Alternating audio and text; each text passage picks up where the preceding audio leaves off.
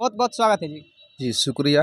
जी, अभी जैसे कि आपको पता होगा कि बीपीएससी को लेकर एक नॉर्मलाइजेशन को लेकर खान सर ने एक बहुत ही बड़ा रैली निकाले थे और उसमें खान सर भी इतना बीमार भी पड़ गया तो वो हॉस्पिटल में चले गए। तो इस मुद्दे पर आप क्या कहिएगा? देखिए, सबसे पहले कि जो खान सर ने किए वो कौन गलत किए। वह अपना रोजगार तो मांग रहा है और जब इस देश के युवा अपना रोजगार मांगता है, जाहिर सी बात है कोई भी हो जाके युवा के साथ देना, सहयोग करना, ये कहाँ गलत है। खान सर वही किए कि खान से इतना मेहनत से जिसे बच्चों को पढ़ा रहे हैं जी। और जब बच्चा सब एग्ज़ाम देने जाता है तो कोई ऐसा पेपर नहीं जो लीक नहीं होता है। कोई ऐसा पेपर नहीं है जो लीक नहीं होता है। अपना अधिकार मांगने गया है बच्चा, तो खान सर उनके जाकर खाड़ हो गए हैं, तो कौन गलत किए हैं? जो कि नीतीश कुमार के जो प्रशासन है, खान सर को अरेस्टिंग भी किया था। अरेस्टिंग भी खान सर को हुआ, जिसकी वजह से उनका काफ़ी तबीयत ख़राब है। फिलहाल में हम लोगों ने दुआ करते हैं कि खान सर जल्द ठीक हो जाए और हम सब लोग भी खान सर के साथ है, या इस देश के जो युवा है जो रोजगार के लिए लड़ रहे हैं, हम लोग उनके साथ है।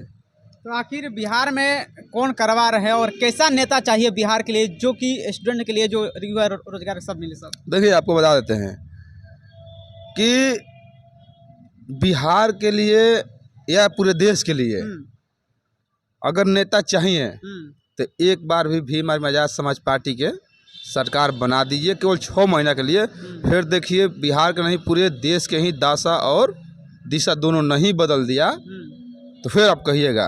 क्योंकि जब आज़ाद समाज पार्टी का सरकार बनेगी तो सबसे पहले जो ये भ्रष्टाचारी है, भ्रष्टाचारी खत्म होगा, बेरोजगारी खत्म होगा, युवाओं को कोई ऐसा युवा नहीं रहेगा जिसका रोजगार नहीं मिलेगा, महंगाई भी खत्म होगा, शिक्षा भी बेहतर होगा। लेकिन आज़ाद समाज पार्टी के सरकार बनेगा तो हमें तो नहीं लगता है। हम लोगों ने तो सबको देखे हैं, कांग्रेस के भी हम लोगों ने देख लिए सरकार, भाजपा भारतीय जनता पार्टी का भी सरकार देख लिए, लेकिन एक बार कम से कम आज़ाद समाज पार्टी के सरकार बना के लोगों को देखनी चाहिए। जैसे कि आपने देखते होंगे कि ये एकलौता सांसद चंद्रशेखर आज़ाद जी ने पूरे देश भर के मुद्दा उठा रहे हैं। ये किसी से छिपा हुआ नहीं है और ना ही हम बनावटी नहीं कर रहे हैं। पूरे देश देख रहा है कि चंद्रशेखर आज़ाद और बाकी और पार्लियामेंट में सांसद भरे हुए हैं, उनके तुलना किया जाए तो अगर उनके जैसे 10 सांसद भी होते तो सरकार के नींद हराम कर देते। लेकिन मुझे खुशी भी होता है कि अकेले चंद्रशेखर आज़ाद भी सरकार के नींद हराम किए हुए हैं। उसी तरह से अगर बिहार में भी एक भी आज़ाद समाज पार्टी अगर विधायक जीतता है ना जी, तो बता देता कि जो नीतीश कुमार कान में तेल डालकर सोए हुए हैं, उनको नींद से हमारा विधायक जगाएगा और रोजगार उनको देना होगा। तो विपक्ष के लोग तो आने नहीं देंगे, तो कैसे वो आज़ाद समाज पार्टी के जो निकालेंगे, जो दावा करेंगे 6 महीने के लिए हो जाएगा? देखिए, विपक्ष के लोग आने दे या न आने दे, ये तो भैया जनता से सरकार बनती है। जनता जिसको चाहती है उसको बनाती है, जिसको चाहती है उसको हटाती है। ये तो जनता को तय करना है, हमारे और आपके जैसे लोगों की तय करना है कि बिहार में अब किन की ज़रूरत है, कौन ऐसी पार्टियां है जो युवाओं के लिए लड़ सकती है, गरीबों के लिए लड़ सकती है, वंचितों के लिए लड़ सकती है, किसानों के लिए लड़ सकती है, मजदूरों की आवाज़ उठा सकती है। कौन ऐसी पार्टियाँ है? ये सब लोग जानता है कि सिर्फ इसी पे एक भीम आर्मी एक आज़ाद समाज पार्टी है, ऐसी पार्टी है जो सबके मुद्दा पर बात करती है, सबके मुद्दा पर बातचीत करती है। लेकिन अभी चुनाव आने वाला है 2025 में, तो अब की बार बिहार की जनता और आप लोग किसको नेता चुनना चाहते हैं? कौन आपके लिए आप लोग? देखिए, बिहार के भी लोग मुन बड़ा। अभी फिलहाल जो हम लोगों ने पटना में जो रैली हुआ, समाधान रैली, आप लोगों ने देखे होंगे कि पटना में हजारों हजार की संख्या में लोग जुटे थे। ये साफ साफ दिखाई दे रहा है कि इस बार 2025 में बिहार में बदलाव होगा, एकदम निश्चित होगा, क्योंकि लोग भी मुंड बना लिए हैं कि बिहार में बदलाव होगा, बिल्कुल बदलाव होगा। सब बारे में और बातचीत करेंगे, लेकिन अभी जैसे कि आपने देखे थे कि खान सर जो थे और एक और टीचर थे रहमान सर, एक संविधान का फोटो लेकर कह लेते कि हम इस जो संविधान है ये हमको भी अधिकार दे सकता है। तो जब भी जरूरत पड़ते हैं तो संविधान की फोटो लेकर किताब लेकर क्यों लोग दिखाते हैं सोशल मीडिया पर। देखिए ना, ये सही बात है कि जो हमारा देश चलता है तो भारतीय संविधान से देश चलता है, संविधान से देश चलता है। लेकिन दुर्भाग्य इस देश के है कि जो भारतीय जनता पार्टी के लोग हैं इस संविधान को, इस कानून को लोग धज्जियां उड़ाते हैं। लेकिन याद रहे भारतीय जनता पार्टी और संविधान विरोधी लोगों को भी कि जिस दिन अगर कट्टर अम्बेडकरवादियों को अगर सरकार बन गई तो सबका भी हिसाब किताब होगा।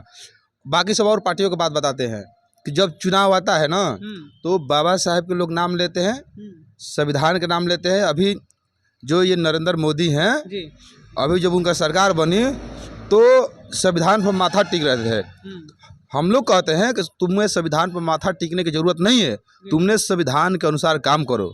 जो बाबा साहेब ने संविधान में देकर गए हैं वे करो। क्या कहे थे बाबा साहब संविधान जब देश को सौंप रहे थे तो क्या कहे कि संविधान कितना भी अच्छा हो अगर उसे चलाने वाले लोग बुरा होंगे तो संविधान बुरा ही साबित रहेगा। अगर संविधान कितना भी बुरा हो अगर उसे चलाने वाले लोग अच्छा होंगे तो संविधान अच्छा ही साबित होगा। ये बाबा साहब पहले ही बात बोलते थे। तो संविधान से अगर देश चलना शुरू हो जाए बढ़िया से तो समझिए कि इस देश में ना गरीबी रहेगी, ना भूखमरी रहेगी, ना बेरोजगारी रहेगी और ना ही गुंडे लोग रहेंगे। अगर संविधान से देश चले तो हम लोग दिखाएंगे।